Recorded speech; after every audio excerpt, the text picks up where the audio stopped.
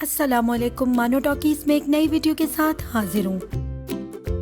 ہم کتنے مہذب ہیں؟ جی ہاں، یہ ایک سوال ہے اور اس سوال کا جواب آج ہم اس ویڈیو میں تلاش کریں گے۔ جی ہاں، ہم مہذب ہیں۔ کیسے؟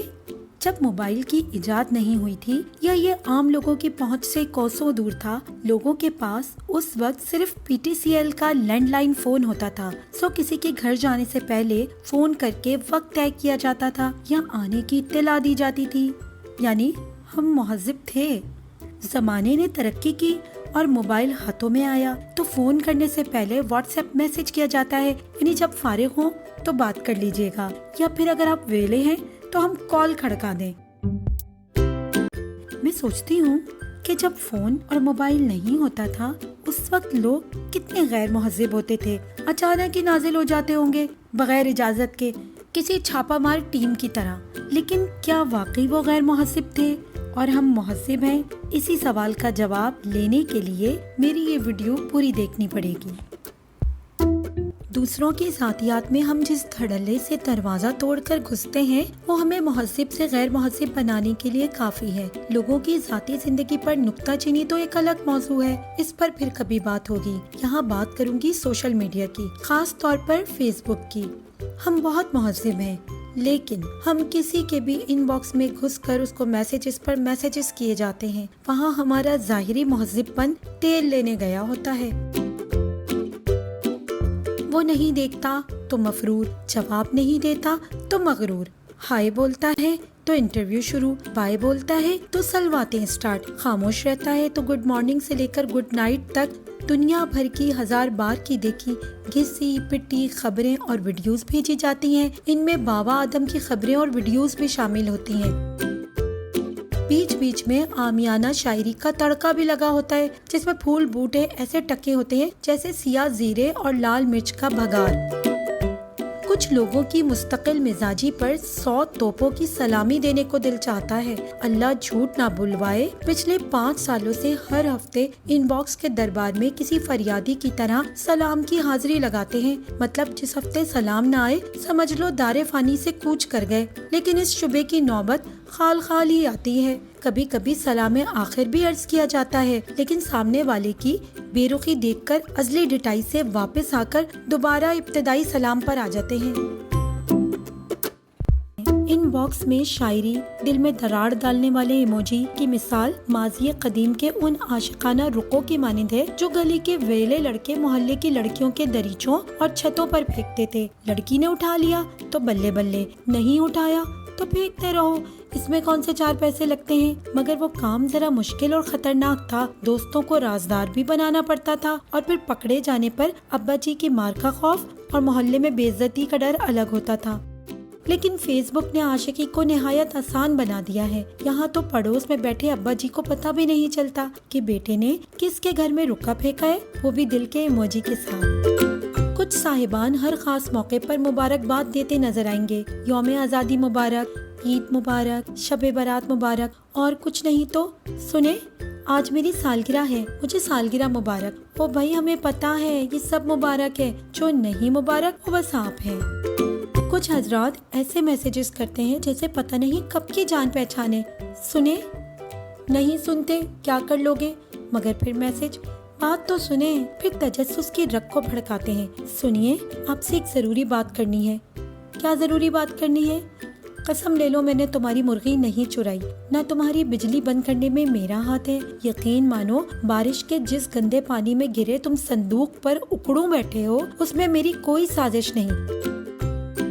مگر وہاں تو سنیے اور نوک نوک کی کہانی شروع ہوتی ہے اور وہیں پر ختم ہو جاتی ہے۔ کچھ لوگ بہت چالاک و ماسی بنتے ہیں۔ آپ نے فلاں سن میں فلاں یونیورسٹی سے فلاں ڈپارٹمنٹ میں پڑھا ہے، کہیں آپ میری کلاس فیلو تو نہیں؟ اور اگر اب آپ اس کی چال میں آ گئیں اور آپ نے جواباً اسے یقین دلایا، جی نہیں اس سال تو میں میٹرک میں تھی، جواب آئے گا اچھا، تو پھر وہ یقیناً آپ کی بہن اور کزن ہوں گی۔ اب آپ نفی کریں گی، آگے سے جواب آئے گا او اچھا، ویسے آپ کیا کرتی ہیں؟ اب 5W اور 1H شروع، یعنی کیا، کیوں، کب، کہاں، کیسے، چلو بھائی ٹھڑک شروع۔ اور اگر جواب نہ دو تو آگے سے ایک ہی سوال، کیا ہوا؟ جواب تو دو. ہیلو. اور کچھ لوگ تو اس قسم کے میسیجز کرتے ہیں. سنیے، آپ نے مجھے پہچانا نہیں؟ جی نہیں، بالکل نہیں پہچانا. قسم لے لیجیے میں آپ کو بالکل نہیں جانتی.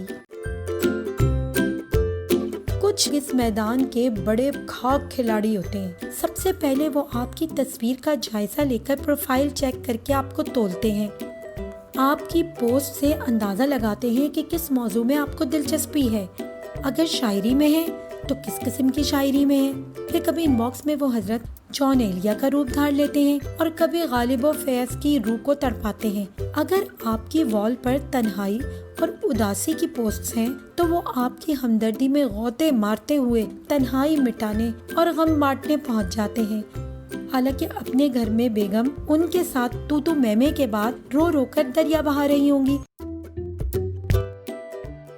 اگر جو آپ کی وال پر اصلاحی تحریریں ہیں تو یہ سر سید کے جانشین بن جاتے ہیں، اور جو آپ نے فیشن کپڑوں پر توجہ دی ہوئی ہوتی ہے تو یہ جلے ہوئے برگر بن جاتے ہیں، اور ان کا بس ایک ہی حل ہوتا ہے، بلاک. لیکن کچھ اس قدر سمت بانڈ ہوتے ہیں کہ دوسری آئی ڈی سے ان باکس میں دانت نکالتے آ جاتے ہیں. کچھ لڑکی کی آئی ڈی کا روپ دھارتے ہیں. میرا خیال ہے کہ اجنبی لڑکیاں یا خواتین ایک دوسرے کو شاید ہی فرینڈ ریکویسٹ بھیجتی ہوں گی، لیکن میرے اس عمومی خیال سے شاید وہ لڑکی کی فیک آئی ڈیز بنانے والے واقف نہیں. ایسی لڑکیوں والے پیغامات بھیجتے ہیں کہ سامنے والی کنفیوزڈ ہو جائے اور اپنے آپ میں ڈیفیکٹ محسوس کرنے لگے. میرا بس ایک ہی سوال ہے، کیسے کر لیتے ہیں یہ لوگ؟ کیسے؟ کچھ بھائی جان ان باکس میں رشتہ دار بن کر ٹپک پڑتے ہیں. اصلی رشتہ داروں سے تو بن نہیں رہی اور وہ بھائی بن کر آ جاتے ہیں. ہیلو سس، کیسی ہیں؟ بڑے دن بعد آن لائن ہوئی، آپ مجھے اپنا بھائی بنا لیں. ملک بھائی چارے کے لیے ترس رہا ہے اور یہ بھائی ان باکس میں چارہ کھانے کے لیے. کچھ لوگ تو فوراً شادی کا پیغام دیتے ہیں. ہیلو، کیا آپ سے بات ہو سکتی ہے؟